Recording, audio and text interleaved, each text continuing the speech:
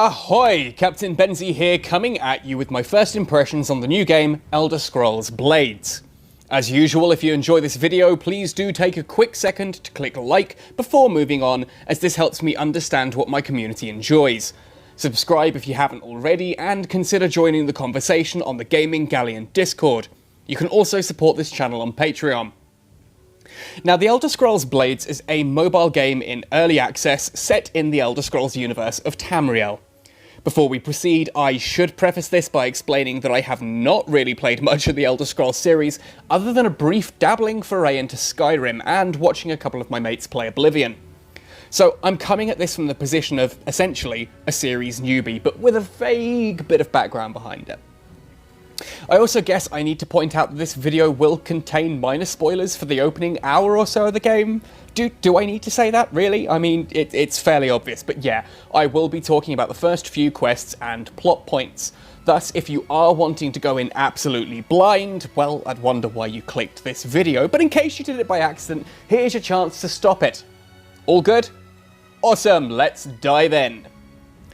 Right, so the first thing that struck me about Elder Scrolls Blades as the character creation screen appeared, was that the game is graphically really quite impressive.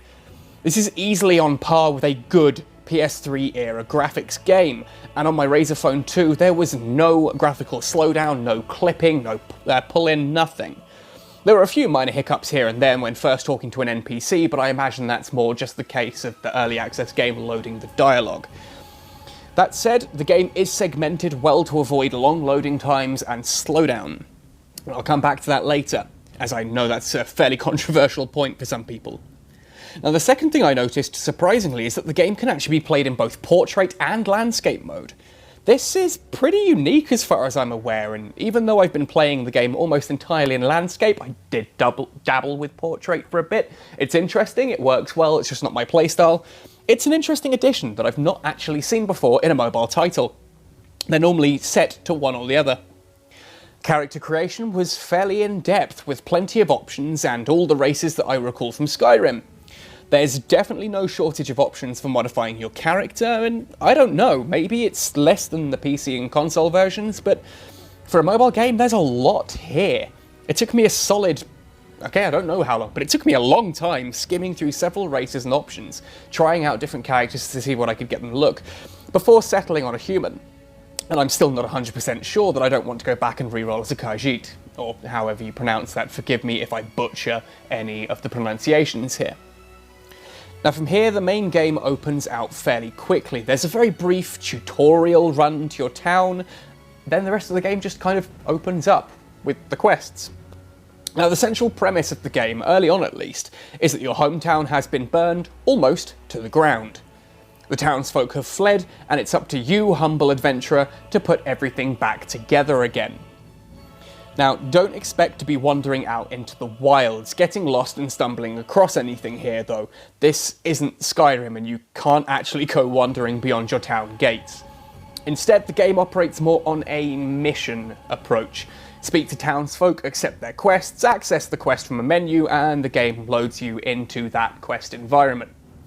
Now, yeah, as I said, I understand that a lot of Elder Scrolls fans are likely screaming right now, and I understand that the open world sandbox idea is kind of a core tenet of the series, but, you know, I actually don't mind this kind of mission-based structure, especially in a mobile game. Mobile games are not designed like PC or console games, where players sit down for hours at a time. And I know this is going to sound fairly controversial and contentious, but you know what? When a company like Bethesda announces that they're taking a PC console franchise and moving it to mobile, like with Diablo Immortal, like with Command & Conquer Rivals, I think people need to take a step back and accept it is not going to be exactly the same as the console version, the PC version. There's so much more processing power and ability. Don't get me wrong, mobile is really coming into its own right now. Like, you know, the graphical fidelity in games, the processing capability, anything from like a Samsung Galaxy 8, probably even lower, or more recent phone, they can play games as well as a PS3, as well as an Xbox 360. Some of them, you know, the newer stuff, you've got hardware on par with like the early PS4 and Xbox One. So yeah, but Mobile games are designed to be a short dabble in and out, which means that a mission system actually, it allows you to structure your time better. Only got 15 minutes? Well, you know you can get a mission done in that, but 15 minutes of exploring the massive world of Skyrim, yeah, that's nothing, and a quest there may take much, much longer. I said I only briefly dabbled in Skyrim, but I know one particular quest took me pretty much an hour and a half to do. That's not mobile game conducive.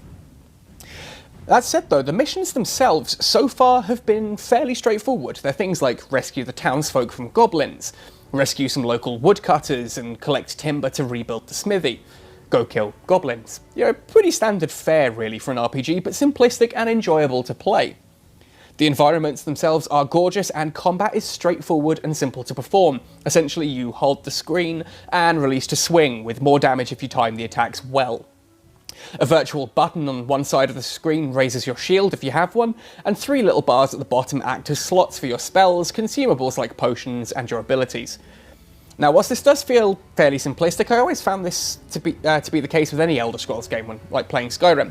And whilst the upgrade tree from leveling up isn't as mind-blowing as the one from Skyrim, let's be fair, how many tech trees really are? That game took me a solid hour of trying to work out where to put my first darn skill point. It's still a pretty solid tech tree.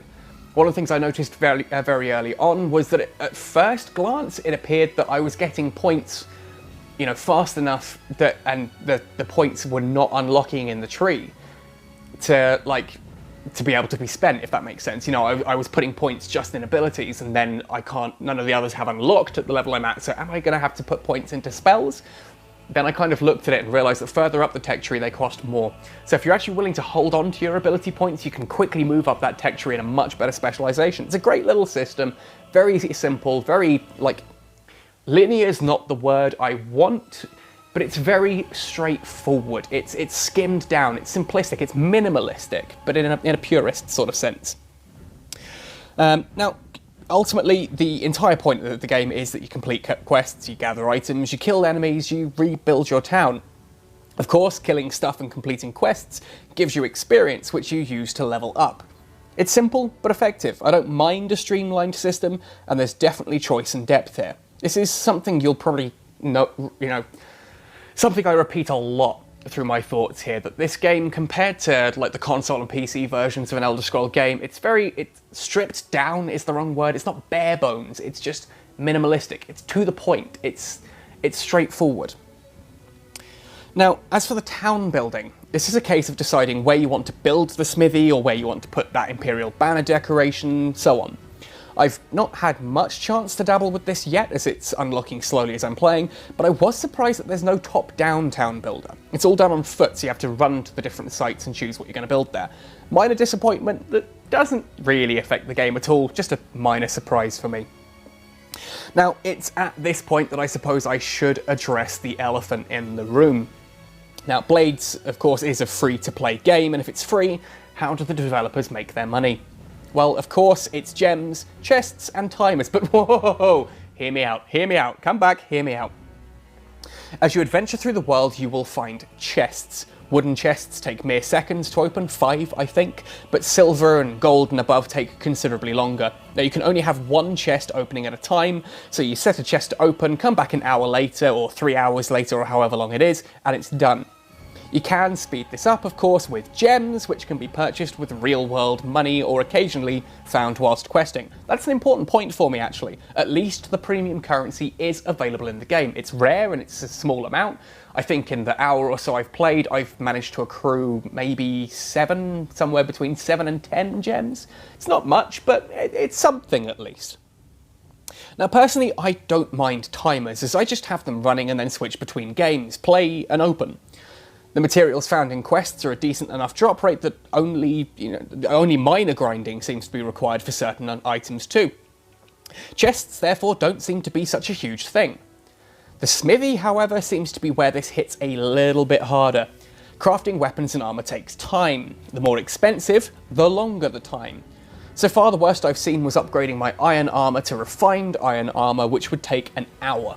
But I get the feeling that other crafts may take significantly longer. Of course, this can be sped up with gem usage, but again, personally, I'm happy to keep questing, or just to close the game and wait it out. I suppose in a sense you could argue that's realism. One of the wonderful things that people argue is that, oh, this particular facet of a video game isn't realistic. But as soon as you sit there and say, well, you go to a blacksmith and ask him to, improve your sword, you hand him that sword and he's done in 3 seconds, that's not realistic. This is a more realistic system, but I get that people are going to complain because it's a game. We want that instant gratification. As I said though, personally I'm happy to keep questing and to close the game and wait it out, play something else in the meantime. That's what mobile games do, and if you consider that they're meant to be played in short bursts, this isn't really a problem. If you play 30 minutes on the train to work, you can do 2 quests and start crafting a new sword. By the time you next play on lunch, say, the sword is done. I get this can be frustrating if you want to play for longer stretches at a time, but the game is ultimately free. If you want to support the devs and speed something up, well, you're paying towards your personal value for the game. And that's kind of the point with free-to-play games. I will do a video one day on this properly, but ultimately you've got to understand it is a free-to-play game. You can play this game for free and never pay a cent for it. If everyone did that, the developers would make no money, and I personally am of the belief that developers work hard and should get paid for the work they do. As such, you need to have an incentive to pay. And the trick with a mobile game between the good ones and the bad ones is incentivizing that payment well. So that if you don't want to pay, you don't feel too punished, but at the same token, you kind of want to just spend $5, $10, $15 here and there just to top things up, make things go a little bit faster, and that's how the devs make their money. Now, in addition to all of this, gems can be used to complete jobs, which are kind of like simple side quests that refresh frequently. You get like a daily one and a weekly one, and then there's a list of 4 or 5 that just refresh throughout the day. Now, I don't personally see the point in skipping these using gems when the jobs are so straightforward and make a quick aside to the main quests, something to do when you don't have much time to play, for example. These jobs are also a great way to quickly complete your challenges, which are little bonuses for things like kill 7 enemies or perform 6 3-hit combos, that kind of thing, that just award you a couple of extra gold. Beyond the main game mode as well, you also quickly unlock the Abyss mode, which is kind of a series of endless floors of a dungeon to work your way down, filled with enemies and loot. The further you get, the more rewards you earn, but the tougher the enemies get. It's an interesting, endless dungeon crawl for loot. Yeah, it can get a little monotonous quickly. I did it twice and I was like, okay, yeah, I'm kind of done now.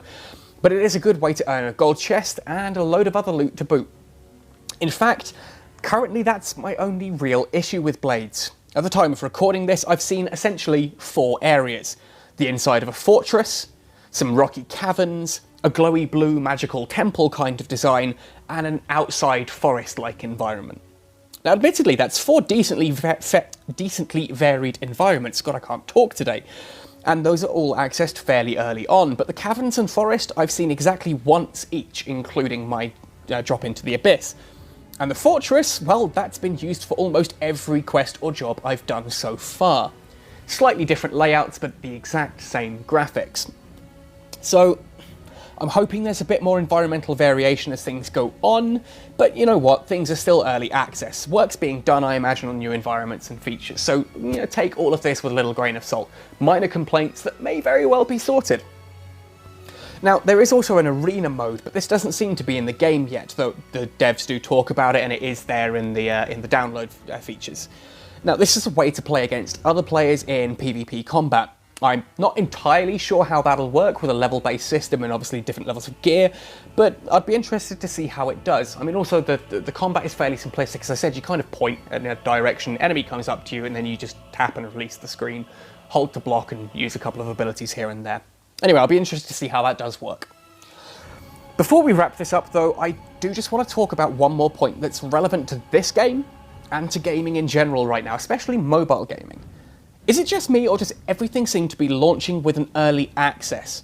Now, on one hand, I see the advantage of bringing a small group of people in to essentially test the game and stress test the servers. Especially for a player versus player game, I understand the benefits of this.